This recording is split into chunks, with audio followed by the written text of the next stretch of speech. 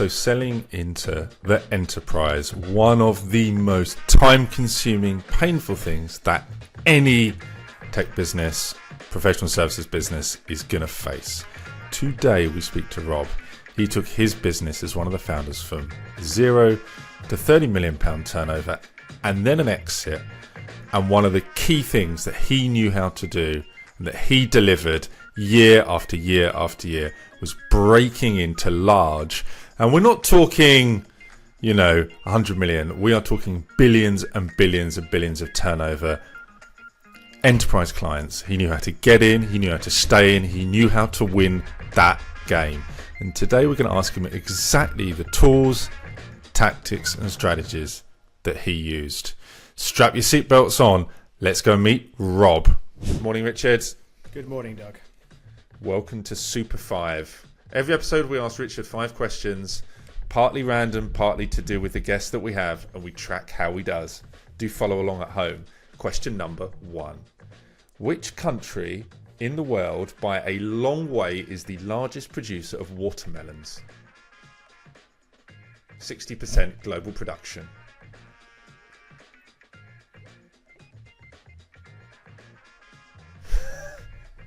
Good Lord.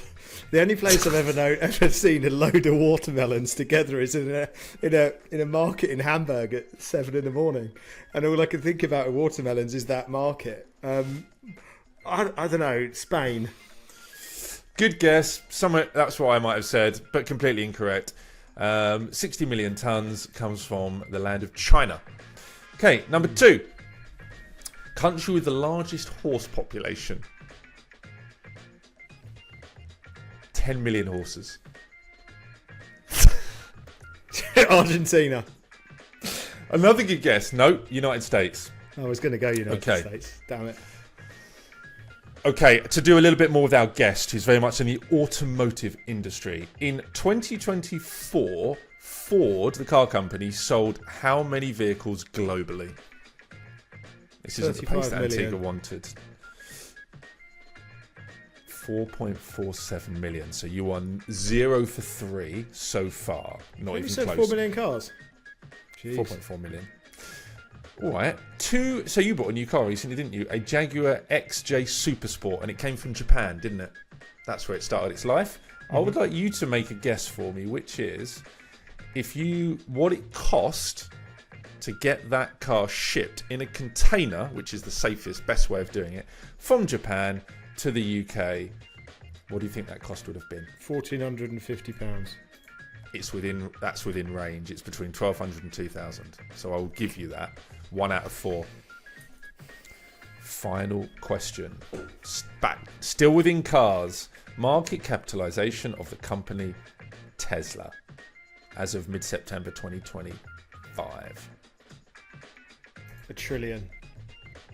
Good guess. Give you half a point.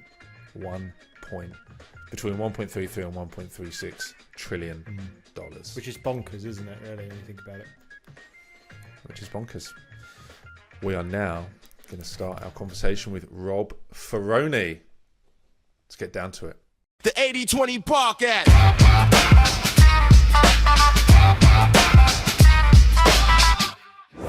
Morning, Rob. Morning, Doug. Morning, Rich. Morning. So, we would love to hear how you get into data car supply chain. I know you're a weird kind of unicorn, aren't you? In that you sort of have an engineering background, but you can actually talk to people.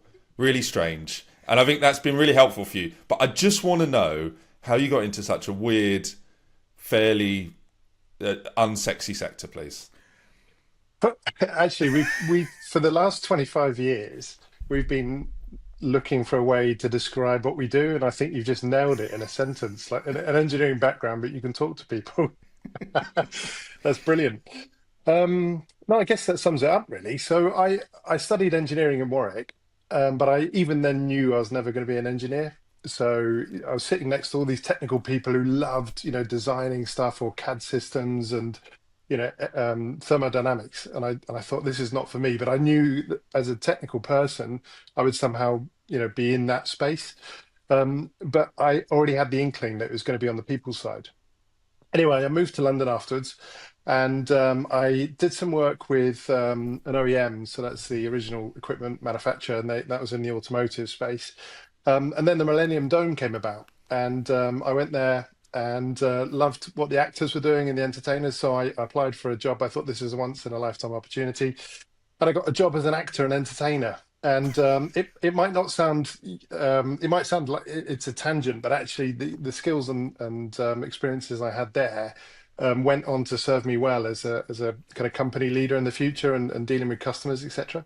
Anyway, I got I don't know if I saw an ad or whether I was approached, but a company wanted me to come and be what they call a resident engineer in Belgium, supporting them with their carpets and interior trim on a well-known saloon car, is it you'd call it? They're launching this into production, and so because I had some experience with the OEM, I blagged it, said I knew the systems, turned up, and this was, if you can imagine, the launching a new product where every day's delay costs millions and millions of euros or pounds. High pressure environment. They're building these cars almost for the first time, and there's lots of stuff that goes wrong. And my role was to take the things that were going wrong, find out what it was. Was it a design problem? Was it a quality issue? Was it a manufacturing process issue? And then resolve them.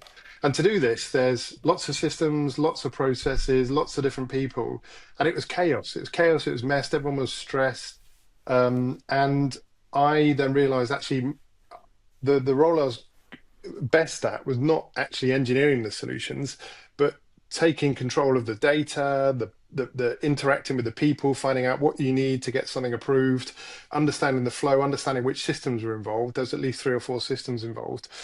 And then things began to run smoothly. So I was no longer being called into meetings, escalation meetings, because I already had the status. People loved me turning up at their desk because they knew I was going to give them the information in the format they wanted, and things just started to work. And it was humming. It was a vibe. It's when you find your place, and people saw that and they wanted it too. So when I was approached, I reached out to a friend of mine, and he then introduced me to a guy called Adam Grant, and then Adam came out, and we thought, hey, this would be a great idea for a company, not because it's of the business potential or because we like businesses, but just we thought it'd be a cool place to be with like-minded people doing this role, this integrator role. And we went from 2 people in the space of 20 years up to 500 people, and 30 million turnover, etc., and located in and around the world. So yeah, that's the origin story. And tell me about the first 2 to 4 years of, how to solve this problem, but convincing, and these clients are generally pretty big clients, aren't they? They're large multi-billion pound companies. How did you even start turning any money for a business? Like, what were your first deals? Well, the thing, I'd say we were blessed in the sense that there was a role there already. This was a requirement. This was a need, and this is something I'll come back to later because I think this is really important to understand. There was money on the table for doing this, and it wasn't necessarily the biggest challenge is that it wasn't earmarked for this specific thing because this thing didn't exist before we turned up and started doing it. We kind of created this role. So that we were blessed in that sense. We didn't need to go and raise a lot of money.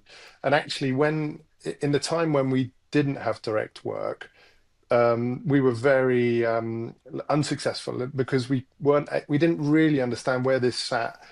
Like, for example, we're going to companies and saying, "Hey, look, there's this great thing," but the people didn't have a need at that time. Yeah, you could say that it was the best thing ever, and it avoided quality issues and it would save them money. But if they didn't have the need, they didn't care.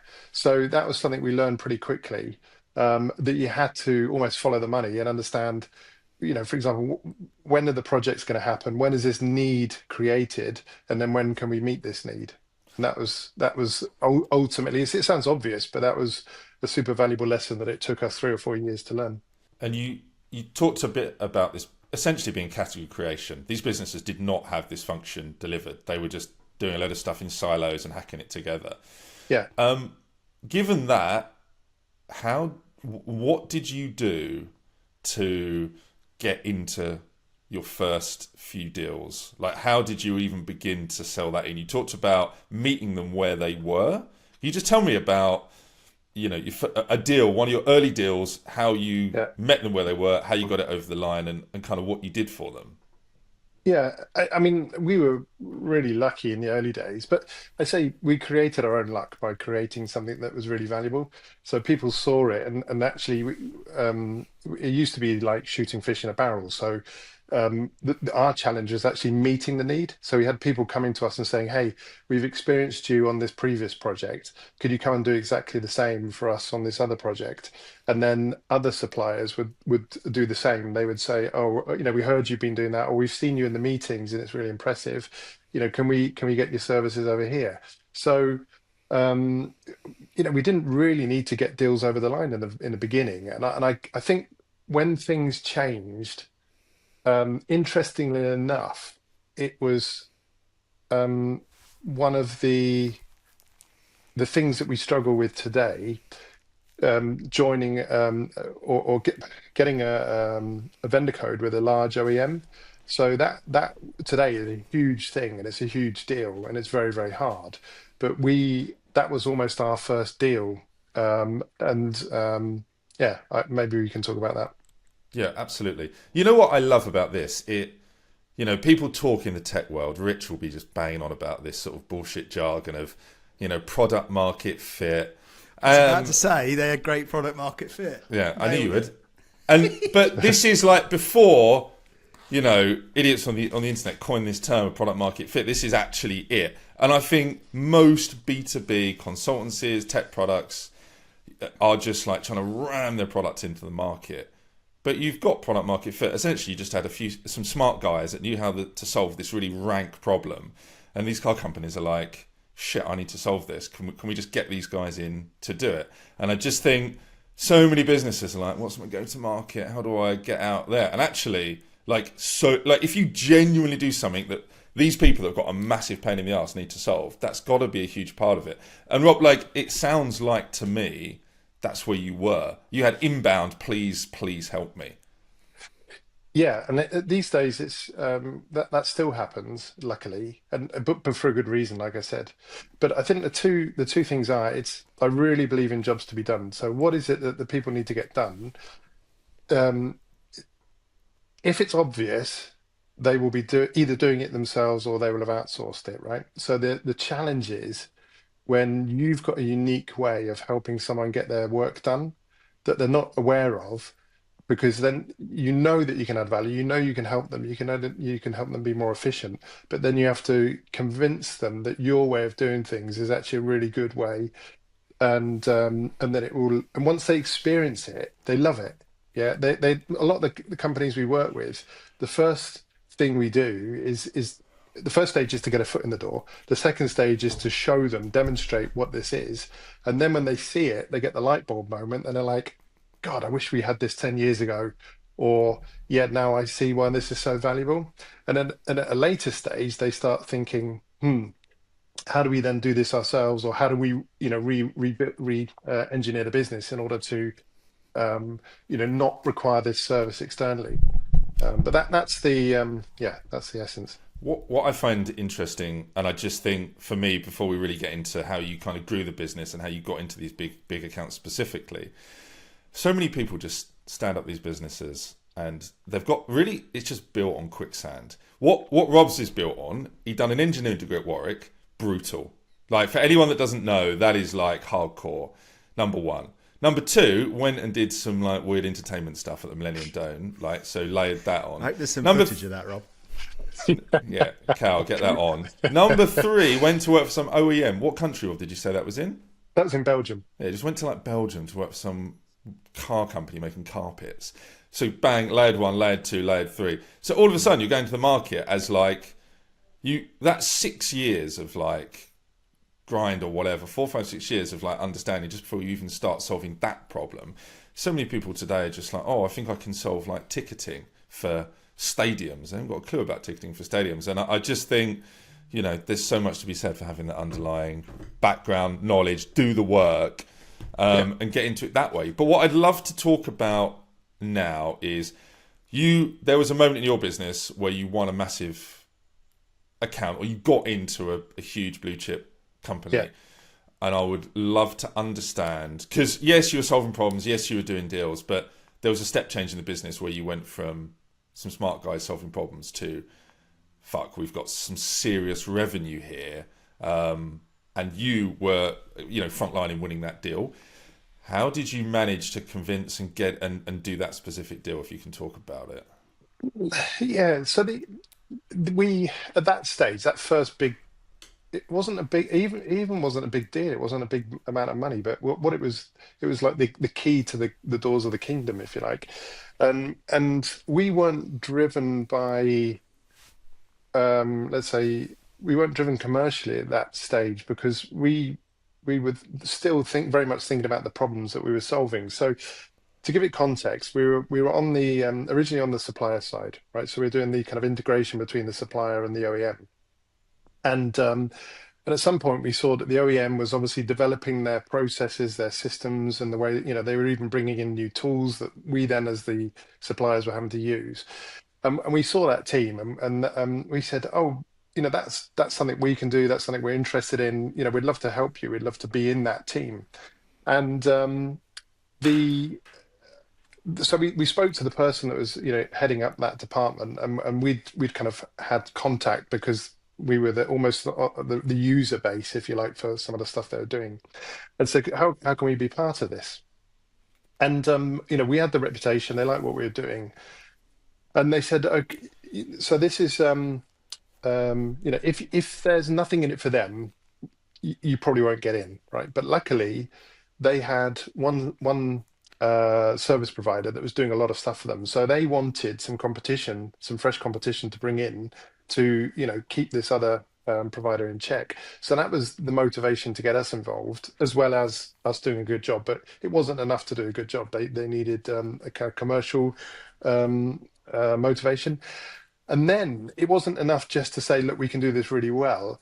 You then had to be introduced to the purchasing department. Now, the purchasing department, their mission, or they've got a completely different set of needs to the internal customer. So the internal customer might be focused on making this work really efficient or introducing new systems, whereas purchasing, they want to reduce the number of suppliers, they want to get the best value for money, they want to make they're only focused on their cost. And we've had this debate with purchasing people in the past where they say, make it cheaper, and we're saying, well, for every pound you spend with us, we save you £10. And they're like, I don't care, I want it to be less than a pound. So there's very two different views of the world. So with purchasing, we had to go through a lot of hurdles. You had to really show that there was going to be a cost saving to their business to do this.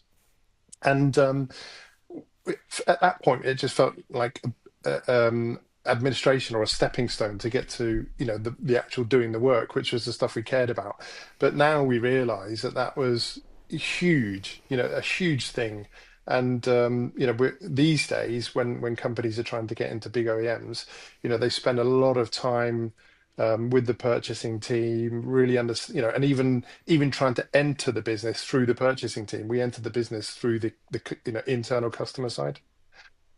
And then there's companies, big OEMs, that also sometimes they actually purchasing carry all the weight. In other companies, the internal customer carries all the weight. So even within the OEM, it's not quite straightforward. You have to understand exactly how they do buying. And in this deal that we're talking about here, so you've kind of switched to help the OEM with their systems. Mm-hmm. How can you just tell us a little bit about what the other supplier, what the supplier was for, and then a little bit about, sounds like it was through the internal team versus through the procurement team, and then the internal guys kicked you to the procurement guys, and you had to kind of navigate all of that. Yeah. And so the other company was this is the other thing you'll find. It touches back on a point that I mentioned earlier on. The work that was being done, our company was almost dedicated to that type of work, whereas the company that was the incumbents, they were actually a project management company, and they picked up this work as a kind of fringe of what they do. So, for example, this is what we find is that you might have engineers that are doing what we do, even though we don't call ourselves engineers. So, in some companies, you have systems doing what we do. So, it's very hard. This is one of the challenges around articulating what you do with companies, because often the role doesn't exist, and it's being done by an engineer, a project manager, a system, or an administrator, or someone else.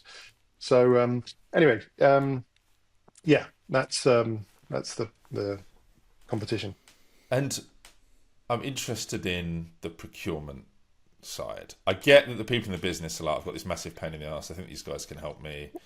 And then you're dealing with procurement, and this is at a huge OEM. Like, how big are these departments? And what are these people like? They're not huge. The departments. These people are specialists. They're quite straightforward. They have roles and responsibilities that are very much focused on cost, right? They don't care about the value that is being brought. There's a statement of work, and as long as you deliver to the statement of work, it's do it for the cheapest price possible. And I think when you get higher up in the purchasing levels, they get a bit more strategic. So they might, for example, distribute stuff across suppliers in order to have stability, competition, etc. But when you're actually dealing with the individual themselves, it's quite straightforward, and there's no kind of cleverness about it, or negotiation, etc. It's they've got a lot of buying that they need to do, and they want to keep things simple. They want it to be straightforward. It's just, again, it was in the same way that I was solving those kind of problems in the engineering world. I was doing that with the purchasing person. What do you need in what format? How can I make your life easy so that this is a pleasurable experience for you, so that you find it easy working with us and enjoy working with us, and therefore want to do more with us. And was a lot of this in person back then, or was this calls? How important were the relationships with the internal department that needed the problem solved, and then the procurement department that kind of needed to sign it off and needed their problem solved in a way? The internal department has to be the sponsor. They have to want this. They have to be passionate about it. They have to see the value for them. So obviously you have to tick all of those boxes. And in business, it's good to have a good relationship, but that's secondary. Like if you can do a good job and you've got a great relationship, that's fantastic. If you've got a great relationship but you're crap, that doesn't work. They'll like you, but it's never gonna function as a business. And with purchasing, they are trained not to have kind of good relationships, or to become friendly, etc., because they have to, they've got a lot of, especially in these big companies, there's a lot of compliance and everything is auditable, so they have to really do it to the letter and not have favoritism. And so different, very, very different types of people and very different kind of needs. But ultimately, with the internal customer, again, it's what is the job that needs to be done? What are their deliverables? What are they on the hook for? What's going to get them a promotion? What is going to make their day-to-day lives better? Yeah, and if you can address all those things, that's where the challenge comes, because you might go to a business and it might be really obvious what needs to happen, right, to solve something. But the person that's going to get you in, the internal customer, they might not want that thing to happen. They might want you to do what they believe is the right thing to do. So there's always a little bit of tension between what we know to be the thing that needs to happen versus what the internal customer wants to happen. And sometimes you have to try and navigate that. Yeah, there's a couple of nuggets in there, isn't there? I mean, the first things first is, like, you can't schmooze your way there, right? You've got to have a quality business where you're delivering great value consistently. And that's the business fundamental that gets you started, and then it's like, how do you go and navigate that? I think the one thing that stood out to me just then, and I mean, we call it stakeholder management at Mahara, but you've basically got two customers that you're looking at. You've got that internal champion who you're actually doing the work for, and then you've got to go and navigate this tricky gatekeeper, that is trained not to take those bottles of champagne and those biscuits and those Fortnum and Mason hampers that you were sending, and then rebuff that and kind of stay true to what they need to do. So I mean, just for the record, Richard, I never did that. Just the record, not legal. there's a lot of stories about that kind of stuff happening, but that all kind of stopped, I think, by the time we got involved. Yeah, So, a bit more kind of late 80s, early 90s yeah, type behaviour, I should imagine. yeah, But the idea of this, once you're in and you're delivering great work. I mean, I know that you guys have done great work. I've seen the journey you've been on, and you're kind of beginning to think about, okay, we've got a beachhead, if you will. We're working with one or two particular customer champions within inside of a certain department of that large OEM. What does it look like in terms of a journey to build laterally within inside of an organisation first, and then how do you leverage that to then go to your next OEM? I think that's the kind of thing I'm interested in. So you land that, that key client that you're going to go and get some solid revenue, good basis, understand exactly what there is, understand what procurement, and you begin to be able to operate inside that environment. How do you go beyond, let's say, I don't know, very, very crudely, interiors through to drivetrain? How do you possibly make that switch across? What was that journey like? it's people based. So you mentioned two customers, like the internal customer and then the purchasing customer, but actually there's other customers as well. So the work we were doing had also internally had end customers, and so the important thing is to serve everyone, because when you do that, and you make a good impression with the other people internally that you're working with, people get to know you as a personality. They get to know you as in terms of your work. They get to know other people within your organization, and then they see that, okay, these people are doers, they're fixers, they get things done, and then conversations come up naturally about. That's it. If your mindset, and this is what you need to do, especially in the early days of a company, you always have to be looking to beyond the status quo. So you need to be thinking, okay, what else can we do? How else can we make the world better? Don't just kind of sit in the role that you're doing and say, right, this is our role, and we're just going to do this thing. You have to be. I was doing this naturally because I'm a curious person, but also a kind of a fixer. And so then when you're interacting with those other customers, those third, fourth stage customers, you're also looking at what they're doing, and you kind of tend to help them, and then they get that positive experience from you, and they're like, it's natural then for them to say, look, I've got a need, I'm looking for a person or a couple of people or a thing in my team, a macro, whatever it is. Can you come and help us with that? And then it's like a natural vacuum that then kind of pulls you into the other parts of the business, and that happened organically at the beginning. And our challenge is more about meeting the need rather than creating the need. But these days, what you do is you have to understand then the rest of the organization. Who else is there in the organization? Which people are there? What departments are there? What do the departments do? How are those departments connected to the thing that you do?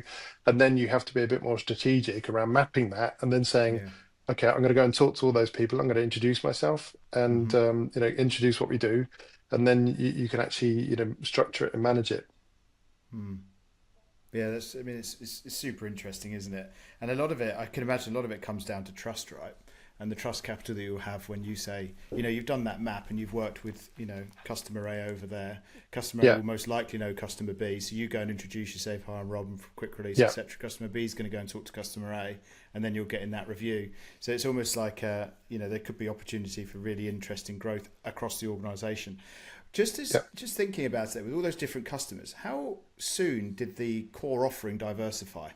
Or was it the fact that there was so much of what you currently did could go across that large OEM for a number of years? Or did you begin to see there's an opportunity there? I wonder if we can say that, speaking to the fixer point. And have you got your eye open to this is the next element of our service? Or were you quite true to this is our niche and this is where we stay, where we're safe? And what point did you kick outside of that? Yeah, that's I think there's always been enough of what we did in order to ensure that we could do it. I think the challenge is that you get approached to do stuff that is maybe not your core, and then there's this like innovation dilemma. So do you then do the new stuff that's not within your normal remit, and actually it becomes a new service, or do you try and do it and it's really bad because you don't know you don't know how to do it, and then you actually damage your reputation, or even I know a lot of companies that they just chased stuff. They've needed the money, stuff has come in, they've said yes, we'll do it, and actually they've become way too diverse, and they've kind of watered down their UVP. Yeah, I mean, we've been in caught in situations, certainly in the early days, where we've been asked to do certain projects and things that we don't need to almost buy that revenue to kind of get through when things are tight at the beginning. Yeah. But it never works out, does it? It's never a good idea. It's always good to make sure that you can nail the service, because the service is everything ultimately. Yeah, and I think there's been a few where we've taken, let's say, our core capability, and we've been able to transfer it to something else that looks different from the outside, but ultimately the core is the same, and then that's been really good. But yeah, it's when you try and do something that's too far from what you're really good at and what you have the people to do as well. So when you've got a good understanding. You've moved laterally across some things. You've got more revenue coming in from different stakeholders. You've got this big map of kind of the people you're working with. What does the life cycle of that look like? From the original. I mean, are you in there for 3, 6, 9, 12 months? Does it pitch up and pitch down? How do you prepare for that? How do you understand what that certain department or that certain champion that you're in, how long they're going to live for? Yeah. How do you manage that? Oh, it's super interesting, and it's still a journey of discovery, because there's companies that are a lot larger than us that have larger presence in some of these OEMs, and they have a completely different kind of challenge. It's almost sometimes I don't know if you heard the phrase about the head above the parapet, but when you're small and when you're niche, you're kind of treated as an exception, and it's a lot easier.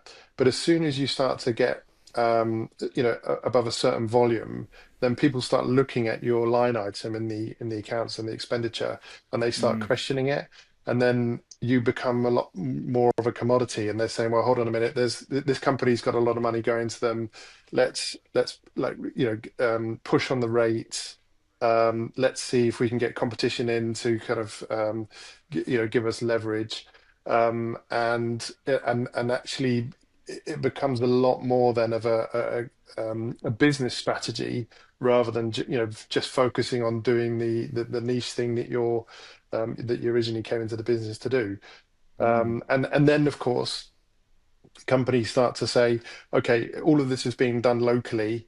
What of that work, what can be made more efficient, what can be outsourced, to a low cost country, because they're anyway, externalizing it. So, okay, well, let's just externalize it to, India or South America or wherever.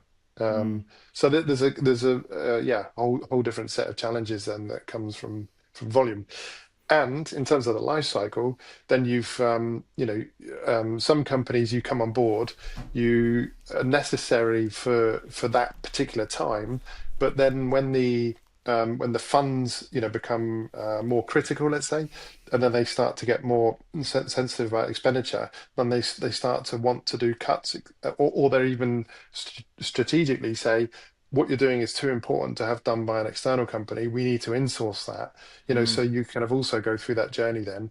And that's something that you over time you learn and then have to mitigate for, and say, for example, do you then offer a service that helps them find people, train them, and then even backfill yourself, do yourself out of a job? I mean, that's classic, isn't it? You don't, in other words, you don't stop once you're in the door and you're delivering great work, because you get more and more work. Then you become visible, because you've got a certain amount of spend that's dedicated to you, and that plants certain, like you say, big kind of eyes on you and what you need to do. And then you've got pressure from new companies that want to come in and have your lunch a little bit. Pressure from, we're spending this amount, surely this needs to be a core service. And then you get, if we're outsourcing that, let's go and say. So you really are like consistently looking to protect that account from quite a number of different angles, right? Yeah, and a good example is we moved regions, so we were predominantly European based, and then we went to the US. And in the US, like in Europe, there wasn't really anyone that did what we did, but in the US, we started to do some work, and then we got a bit bigger, and then we kind of came up against another company who did something similar to us, and then it became, they were the incumbents, and then they were favored sometimes by the customer, and so.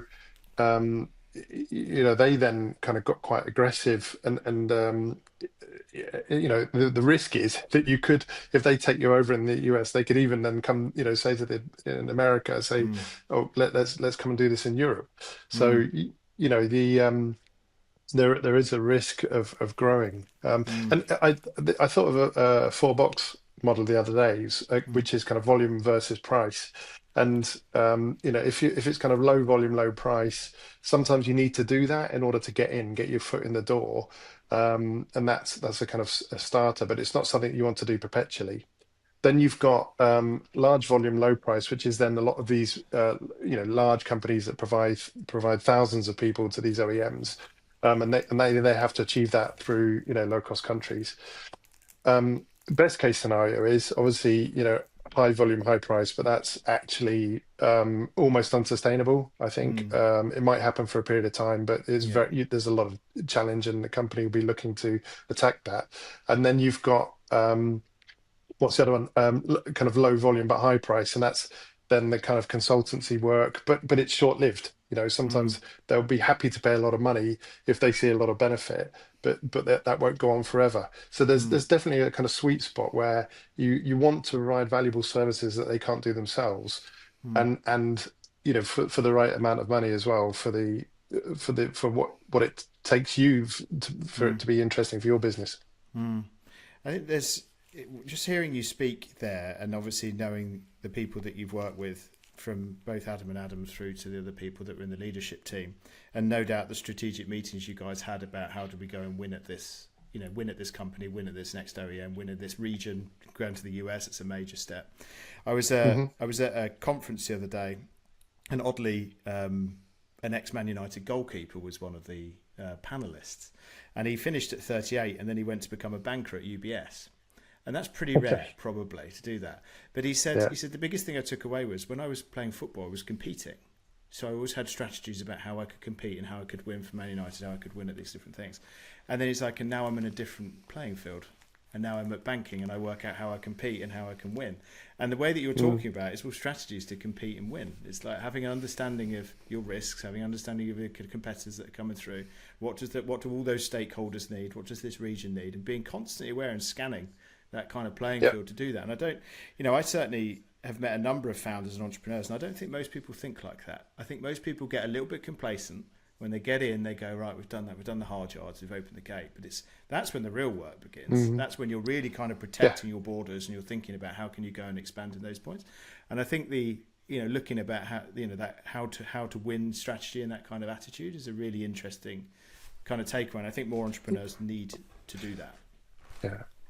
There's definitely a split between that commercial savviness and then the product and the services side, where Mm, you need the people on the product and services side to be delivering, keeping the customers happy, delivering value.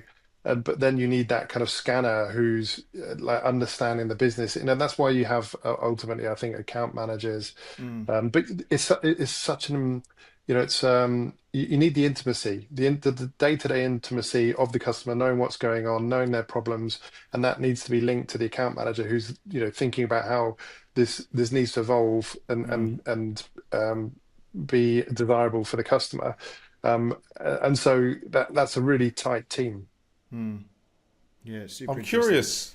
I'm curious, Rob. Like, um, I can imagine that it happens a lot where you're in working with them, solving day to day problems, and that I guess builds an intimacy of itself because you're just there in the trenches working Yeah. with them.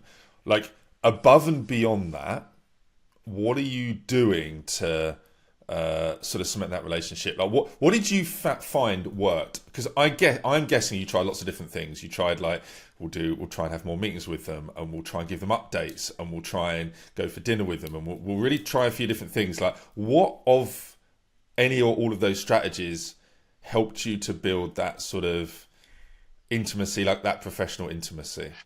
So it's none of the superficial stuff. It's like putting table tennis table in a startup. That's not going to make you a really successful startup. It's about being close to the people day to day. It's about doing a really great job. It's about having a mindset of how can we make your company work? How can we make your company better? How can we deliver value? And if you're there and you understand the customer, you become part of it. You really are part of the furniture, adding value the whole time, then that is the thing that creates success. Yeah. And you can go for dinner with people, you can have meetings with people, but the best meetings are the coffee chats, the kind of corridor conversations. That's where the real value is had. Okay, I've got a question for you that I think is slightly outside of the experience that you've had with your business, but I'd be interested in your take on it. Yeah. So your business was set up to the intimacy kind of came out of the fact that you are working with them day to day on solving complicated problems. So that was a kind of a benefit of your consultancy model, really. There's a ton of people that are selling to these big enterprise clients that the product is a little bit more hands off. Maybe it's software, maybe it's, they're placing people in, or, maybe it's something, a platform. Given that there's not that built-in intimacy, and given that just shoving a table tennis table in their staff room probably isn't going to help, what would you do if you went into a B2B SaaS company, right, and they're putting in software and they've onboarded them and they're kind of using it and there's a little bit of support, whatever, but there is not that data intimacy? How would you manufacture that? Could you manufacture that? How would you think about that problem? Well, funnily enough, this is exactly the challenge that the technology vendors have when they're dealing with our kind of customers, and we're there as the integrator between those technology platforms and the customers. So, and secondly, I understand the challenge, because if you want to open up a new account, which the company, I say my company, but it's really the company that I used to work with. They are faced with that. They're opening new accounts the whole time. They know they can deliver value to these accounts, but it's how do you get into it? How do you have that intimacy when you don't have intimacy with them? And that's a big challenge. And I think sometimes you meet people at conferences, for example, that love what you say, and you will have a lucky break and they'll pull you in. Sometimes you have to go in for a partner. So find someone that's already working with them and have a product or a service that you can kind of add value to them, and then you can have the relationship that way.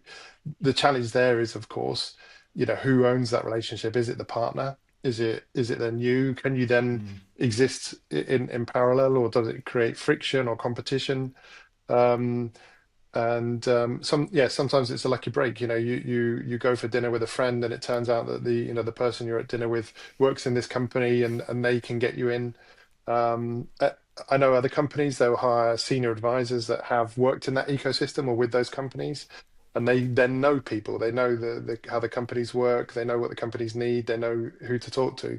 Yeah. But I don't think there's a magic bullet. I think there's many, many different ways. And I think opening a new account is one of the hardest things you could do, especially when there's a lot of constraint on the supplier base, like how many new suppliers can be onboarded. If you've got something uniquely valuable that no one else can bring, and someone is desperate enough for it, they will get you in through the door.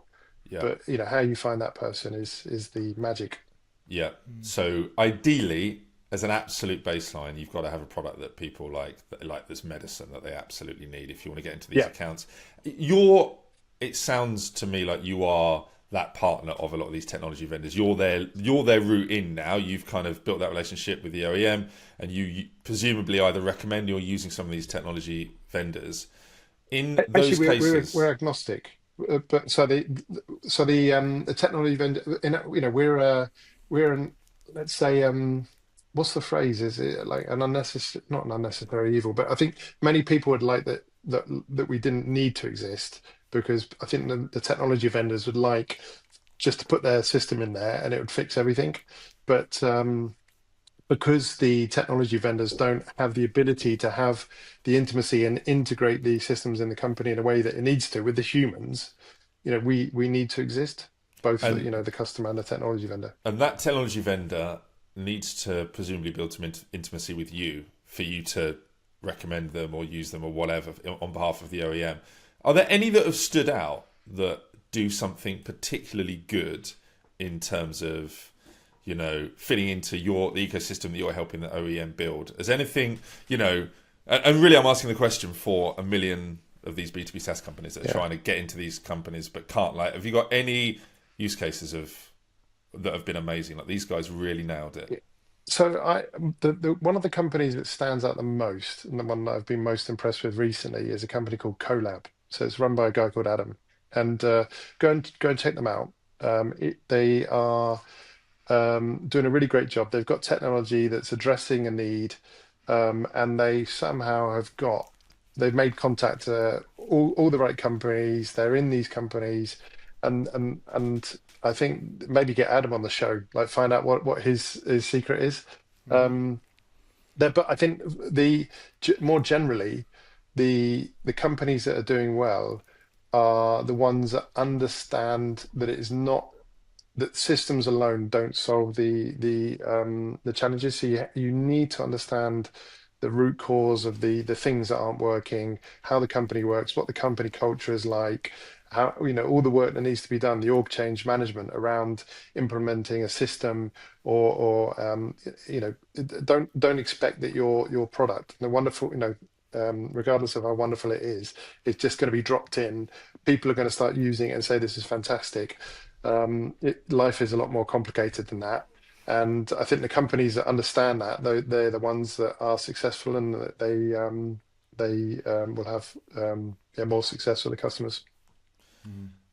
So, final question from me is that if we had to take you now today and just put you in charge of a similar type of business, selling into a similar type of industry, and you had nothing, you had no resources, you had the knowledge that maybe you had back then. What's your first 6 months like in terms of building momentum to try and get the business going today? What would you do? What would the first three things you would do be to get going? I would try and get as much exposure as I could to the target customer or customers. I think that's even if that meant just being on site with the customer for 6 months, even doing free work if you needed to, in order to understand how they operate, what are the key business objectives, what are the day-to-day things that people struggle with, how is the organization structured, how do people make decisions, and then obviously try and get time with someone senior and say what do you want to do with this business for the next 2 or 3 years, because then if you understand the grassroots of the business and you understand the CEO mission and vision, then you can tie those two things together. But it's that intimacy, because then your product or your service will come out of understanding what those day-to-day challenges is. How do you apply the thing that you can do really well and uniquely to fix that thing? Because you can't force something onto them that they don't understand or don't necessarily need. So we are going to take a break from our episode with Rob to talk about Marketing Pros. I'm one of the founders of Marketing Pros, and if you are trying to win enterprise clients, you are in a brutal dogfight. You need collateral, you need lead gen, you need CRM ops, you need people that can have high-end conversations. Even if they're just booking that call, you can't make mistakes. To do that, you need great people. But there's a problem. Great people come at a huge premium. In the US and the UK, you're going to be spending tens of thousands of dollars a month. But I've got a solution, and that solution is Marketing Pros. We place elite, and I mean absolutely the same, if not better quality marketers from South Africa into your business for a much lower rate, way more flexible, and those guys are going to come in and they are going to solve your marketing problems. I was watching a show the other day, The Ultimate Airport Dubai. Billion, trillion dollar infrastructure schemes in the Middle East. Who are the people that are always project managing those programs? You're absolutely right. It's going to be a South African. They're going to be in there dealing with it, solving problems, getting things done. It is one of the most untapped world-class talent pools in the world. Get it into your business, and all of a sudden your B2B sales is going to start working. marketingpros.co. Send me an email, doug@marketingpros.co, if you want an elite marketer in your team without exploding your Series A fundraise. I do like this just general concept of you got to actually have something good. I do just feel so much of business is people talk about funnels and they talk about offers and they talk about stuff, and all of that matters. And we were talking to some people that were giving us some advice in our business, and they were talking about the offer that we produce, and I do agree that that's important and that helps with margin. But like fundamentally, surely the most important thing is you've got something that people really, really need. That is going to deliver the long-term value. And I just think that so much of that gets missed. People will, they'll watch, what's his name, Hormozi podcast, and he'll be talking about the offer. And I do agree that that's important. But like, if fundamentally underneath that is shit, like you are flawed, and certainly in the world you operate in, maybe less so in a consumer market. But I'm glad that you're saying these things.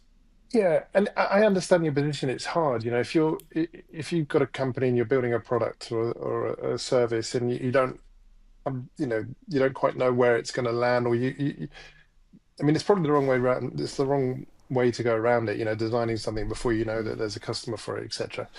And if you want this to be global and you want to have lots of users, etc., then you have to kind of be a little bit speculative and hope that it appeals to people and that it fulfills a need. But you just, I think you have to understand what it is that people are struggling with. What is the thing that you're going to solve for them, and then it becomes a no-brainer because then people want it. They're not. It's not a optional choice. It's actually something that's going to get their stuff done. Yeah, I mean, in our business, we're placing marketers into marketing agencies, and I do run a marketing agency, so I can talk to a founder of a marketing agency and just totally get what they're telling me, and that just helps so much. And it's kind of what you're saying. You're chatting to these buyers, and you just like, I do just understand your problem, and most people probably don't. They're probably trying to shoehorn their wonderful solution in. They don't really get it. So it's really interesting in that respect. I can relate to that. Yeah, I think just on that point, Doug, just before we tie off, I think there's, you bang on about a product needs a market. I think a lot of certainly early stage founders believe that what they've got, people don't understand it. They listen to Steve Jobs a bit too much. They don't know what they want until they see it. But really, probably 99% of business, and certainly services businesses, have got to identify exactly what those pain points are. Then you go and build a service around it, and then you market it. Then you talk about your offer and everything else like that. So I think it's classic. Yeah. Understand who you're going to sell to, understand what they're suffering with, go to market as a solution, and see where it goes from there, and navigate, the further problems. And as market shifts, as companies shift, and constantly listen, constantly be aware, constantly strategize about how you can grow. Something we haven't touched on yet is following the money. I think that's one lesson I learned as well halfway through that's been really valuable, is to understand, how does the customer spend the money today? Do they outsource stuff or not? Are they, and if they do, what format is it? Is it money being spent with another provider that you can then take a piece of their pie? Or is it, do they do projects? How easy do projects get signed off? Can they get 50K with a supervisor approval, or is it that they get a budget that they have to request at the end of the year to do a project that then starts the next year? And if you understand how your customer spends their money, then that helps you to understand what to offer them in a way to access that money. And if you're going to ask them to spend money that they've never spent before, and they don't normally spend, and there's not really a way for them to request that budget, that's going to be a real challenge. And it's not unsurpassable, is that a word? But it's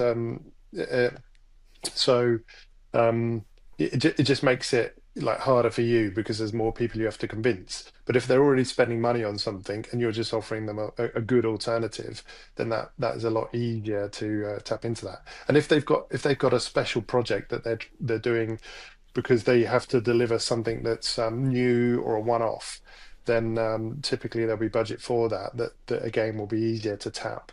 than the kind of day to day.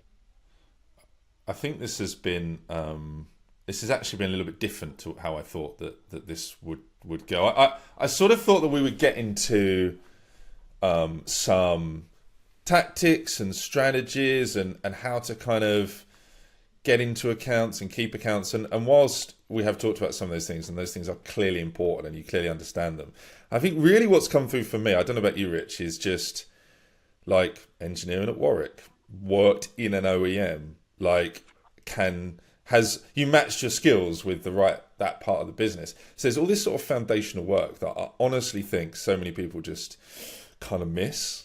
And really, you can do all of this tactical stuff, like you were just talking about, understanding pricing, and it's crucial. You have to know it. It's a part of the profession. But I do just think the reason that, in my opinion, if the podcast is 80/20, why was this successful?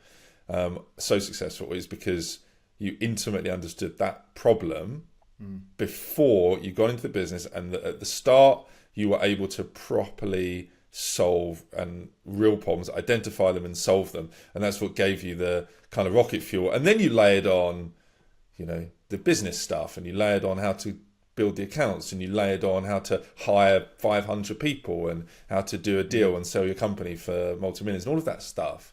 But I don't know, what I take from this is the ability to really understand the customer at the start. And I honestly believe that most customers don't do that work because it's a fucking pain in the arse. Who wants to go and work in-house at a business for however long you did that for a while, but I don't know, like not a small amount of time to properly understand it? And you said do it for free, which I think is great advice. I just think people don't do that. I don't want to do that. They just want to build their technology in their fucking bedroom. But you did that hard work, and I believe that's the unlock here.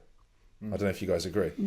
Yeah, I don't think there's shortcuts. I think, you need to walk in their shoes. You need to feel their pain. And there's a guy called Simon Mills, and he said to me one time, he was a customer, and he said to me one time, I really don't know I can't describe what it is you do, but I'm so glad you do it. And, please keep doing it for us. And I think that's the challenge, because people can't get into the details of the thing that you're fixing. Otherwise, they'll do that themselves. So if you can come in and fix something that they're not able to do themselves, and they're just glad that you're doing it, then you'll always be successful.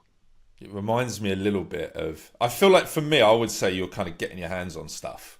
You're not just sitting and trying to solve stuff remotely.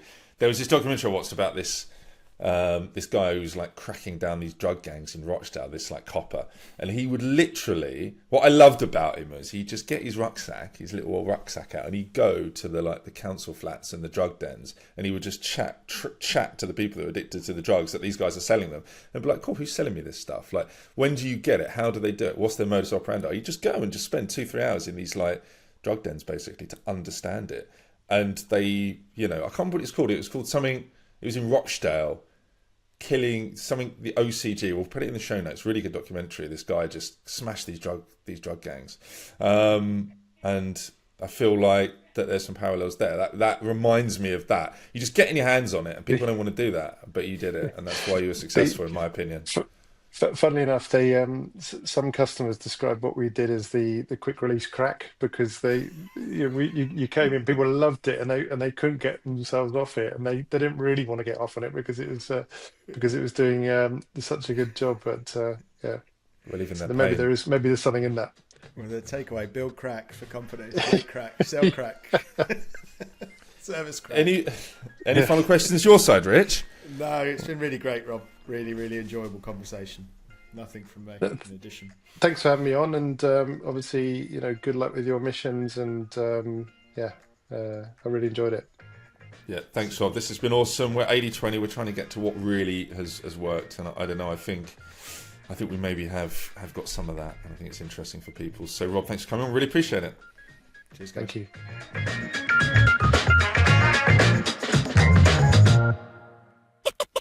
Hey, you call me gang gang.